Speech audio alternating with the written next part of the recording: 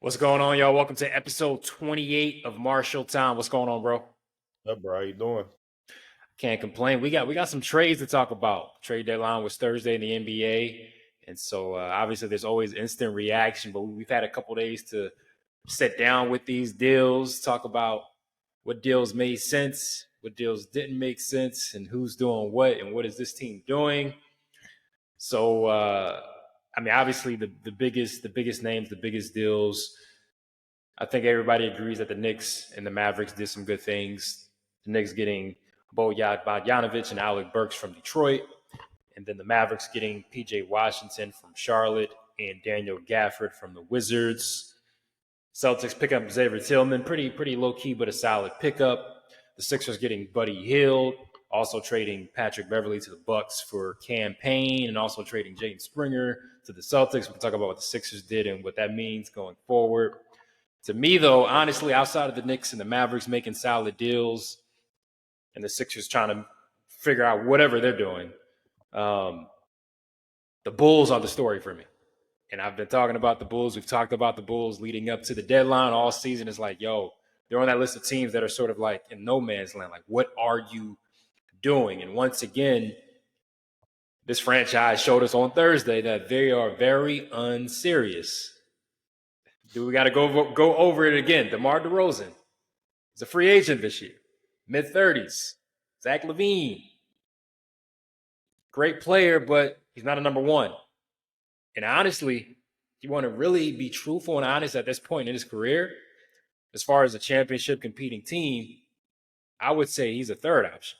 Like, honestly, if you trade him to the Lakers, he's a third option behind LeBron and AD. That's just what it is. You trade him if he's on a Denver Nuggets team with Jokic and Jamal Murray, he's that third guy, right? And so that's how I see a Zach LaVine. Then that price tag in a couple of years is just I'm not paying what is it, $40 million or something crazy? Like, no, no way, ain't no way. And so your top two young assets, I guess, Kobe White and Alex Caruso. I'm pretty sure the asking price for Alex Caruso was crazy high. Kobe White should stay there. You're not moving him. He's hooping. But as far as this future of this franchise, they're going to be in danger of being sort of like the Wizards and Blazers, right? The Blazers were too late in letting go of CJ and Dame, and the Wizards were too late in letting go of Bradley Beal and John Wall. These teams are always 2-3 years too late as far as moving forward, understanding that we've gone as far as we can go. And so I'm hearing things, you see things on social media, on Twitter, like, yeah, we're trying to compete. We're trying to compete. We're trying to go for a run where? A play in NBA TV Classic again against the Raptors or somebody or the Hawks. Like, it's the same thing every year. And so if I'm a Bulls fan, I'm upset. I'm annoyed. The Bulls aren't serious at this point for me. This was the perfect time to unload off of DeRozan, LaVine, and Vucevic. Rock out with Kobe White. If you want to keep Alex Caruso, whatever, but see what you get for Caruso and move forward. But what you're doing now is just we see where this is headed. Like we know where this is headed. Either the play-in and you're getting bounced. If somehow you actually make the playoffs, you're getting bounced. And then in the offseason, are you going to resign DeRozan? Okay, then what? Like this group, this trio that you guys have been putting out there is just not good enough to compete in the Eastern Conference, where teams are only going to get better and they're younger. And so to me, that was just looking at it. I laugh at the Bulls. That was the story to me. The Bulls continue to be very much unserious. Yeah, this trade deadline, it wasn't as exciting as we have had in the past couple years. But these teams, they made some solid moves. I think the Knicks, they definitely made the best moves. I think because at first, when I saw the report they were getting Alec Burks for Quentin Grimes, I was like, I'm not really feeling that one because Quentin Grimes, he's a young player. He's shown great potential. Mm. Be able to knock down threes, play solid defense, make plays for them off the bench. And I view Alec Burks like he's a microwave. You know what I mean? He can get hot at times, but sometimes he just can shoot himself out the game and can hurt your team in the long run. But when I seen they got Bogdanovich with it, I'm like, okay, hold on. This is a good deal for them. Because the Knicks, man, they're playing good basketball. Like we talk about, Jalen Brunson, but Dante DiVincenzo has stepped up. They got the best trade piece, I think, of the season, the OG Anunoby. That's why I wanted the Sixers to get. And we saw as soon as he got there, he made an instant impact. and I know he's going to be out for a little bit, because he has a little injury, but he'll be back in time for the end of the regular season and the playoffs. So once that happens, man, they're going to be a dangerous team to beat. Um, the Mavericks, I like the Mavericks. I like what they did too. They added another big. They needed another big guy down there because Derek Lively, he's a young guy. He gets in foul trouble, but he's a good defensive player. He just gets in foul trouble a lot. So they need that other big to be there and provide minutes for them because they have guys like um Pal, like these guys, these European guys, they're not the best defenders. They can shoot and they space the floor out, but they needed some more. They needed better defenders, better rebounders. As far as the Bulls, man, I'm over it at this point. We've been over it, but I'm officially over it because this was their one time to really stock up and retool their team for the future and get assets. And they just sat there and said, "No, we think we can compete." And I don't know how they think that. I don't know what they're watching, but it is what it is. I mean, that's what they want to do. It's their team, so who am I, right? But I don't know. I do like Kobe White. If it wasn't for Maxey, he could be most improved this year. But other than that, I'm like, bro, it's time to give it up, and we all know that. As far as the Sixers, I like the Buddy Hield move. I do. A couple people were hitting my phone saying, "Why did we get rid of Morris?" Blah blah blah. I'm like, bro, come on. I know he's from Philly. I know that he got the key to the city, but we gotta get away from the theatrics. Like it is what it is. Buddy Hield is a better player than him right now. He provides shooting. He provides scoring. Buddy Hield can score too. He's not just a shooter, even though that's the main thing he does. He has times where he can get to the cup or get to the little mid range. So it's going to be interesting to see. And then you got to think about the full picture when Embiid comes back and teams are doubling him, teams are focusing their attention to him. You have one of the best shooters in the league. He could be wide open. You know what I mean? Give him the ball, spotting up to see what he does. So these teams, they made solid moves, solid role player moves, and we'll see how it goes in the long run for them. Yeah, with the Sixers, is honestly, the Buddy Hield thing. This is a guy that, I think a lot of fans have been hoping we could try to get even before this year, right? And so to be able to get him is solid. I know Campaign had what he put up. He put up a solid number last night, I think, right? It's 20. You think it's 22? So honestly, but when it comes to the Pat Bev Campaign deal, I'm indifferent with it right now. I have no take on it. Honestly, I love the energy and the presence that Patrick Beverly brings, and that's just what you're going to get when it comes to that team. It's funny to me, I'm not the highest on Jaden Springer offensively, but defensively, what he's shown recently, getting more playing time has been promising, right? And one of my biggest problems with this franchise is that outside of Maxey, you haven't had any young, promising, developing guys, right, to look forward to, right? And so once a guy shows promise, and Jaden Springer, at least defensively, not offensively, he has a long way to go. And if you ever get there, I don't know. But you trade him to a Boston team that, let's say Springer just really develops into a defensive ace for them, then that's just something you got to deal with in recent years. That to me didn't make sense. I don't understand. I gotta see where are we going now? Where are we going with this deal? You know what I mean? And so we'll see with that. But at the end of the day, for the Sixers, it all comes down to Joel Embiid. Is he going to play? I don't know. I have my thoughts on that. If he should play, just looking out for himself, number one, because the franchise to me has shown no issue with putting him out there in harm's way. And so I don't trust the franchise. I don't trust the training staff, the medical staff, whatever, because like I said before, it was irresponsible to put him out there on the floor in Golden State. And this is why you're in this spot. And so I'm not a doctor. You can see different things on Twitter from doctors saying this is what this means. I don't like the cryptic messages from the team. I still don't know what's going on. So in a few weeks, then he'll be evaluated again. So we still don't know what's going to happen. Yes, the surgery was successful, but in 4 weeks, we'll reevaluate. Then what? You know what I mean? And so let's say he does come back. He's always had issues with his conditioning. How is the conditioning going to be now? You know what I mean? Like, that's my biggest concern when it comes to Joel Embiid. All these deals, when it comes to getting Hield and Campaign, if Embiid isn't 100% or even close to it, to me, it's not even going to matter. Like, that's 30 points, 35 points, 40 points, 70 points as we've seen, right? Like, on any given night when he's at his best, that's the one advantage that you have. And now what? You know what I mean? And so To me, that's the biggest thing with the Sixers. And also, you got to stay afloat. Look at those standings. Look at that schedule. The L's are piling up.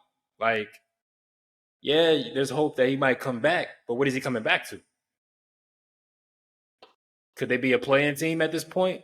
I mean, if they keep losing, well, naturally, yeah, that's going to happen, right? And so without Embiid, you're relying on Tyrese Maxey to step up. You're relying on Tobias Harris to step up. You're relying on Buddy Hield to come in and really have an instant impact. And so those are my two concerns with the Sixers. Joel Embiid's conditioning and health long term, obviously, but more so this year, how's the conditioning going to be? And then if he comes back, when he comes back, what is he coming back to? What's that looking like? Do you want to face a play-in situation, extra game or maybe an extra 2 games, what have you? You know what I mean when it comes to that. So that's my biggest concern when it comes to the Bulls.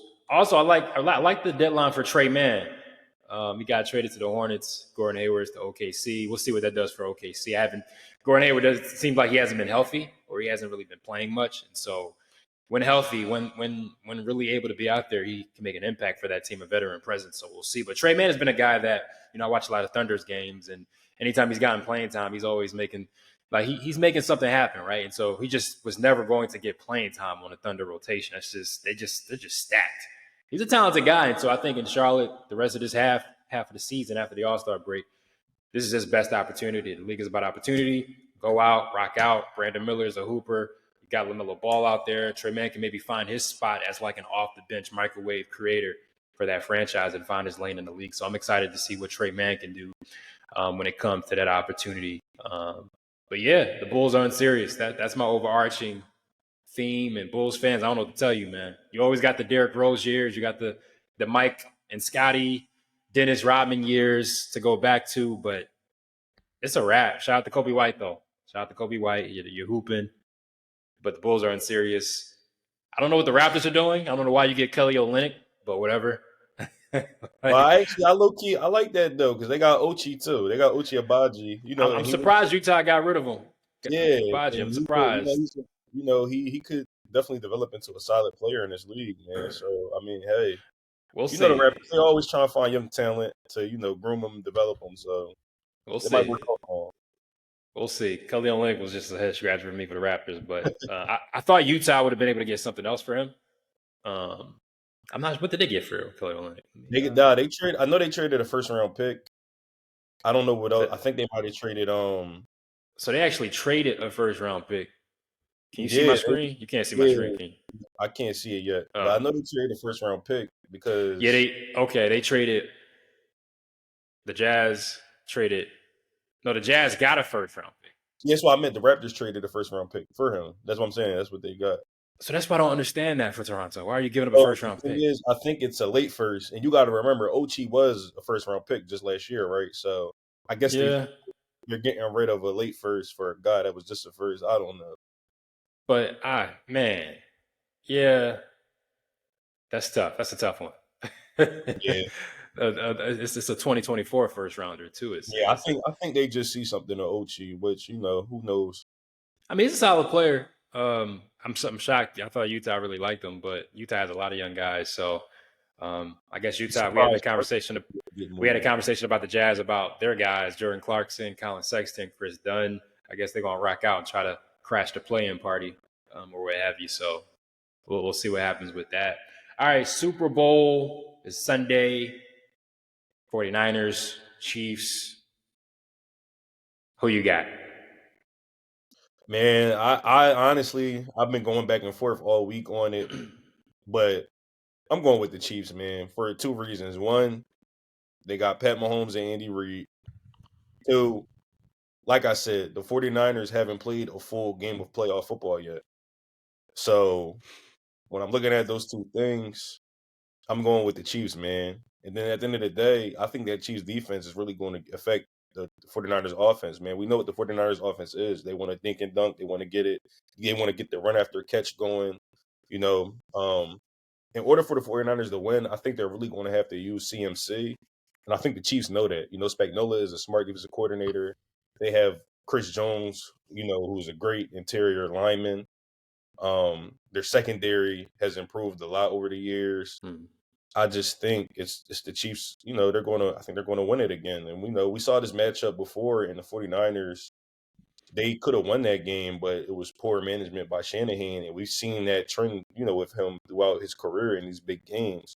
Mm. So I'm not about to just go against that right now. The 49ers do have a chance though. It's not like, it's some crazy a lopsided game. But my pick is just the Chiefs. If I was betting the money on it, I would go with the Chiefs, man. Pat Mahomes, he's been on a mission. People were talking about them all regular season, like, oh, they don't look the same. They don't look the same. And look, here we are in February talking about them in the Super Bowl. And this just goes to show you, man, like, you can't go against the grain at certain times. Like, certain players just rise to that occasion.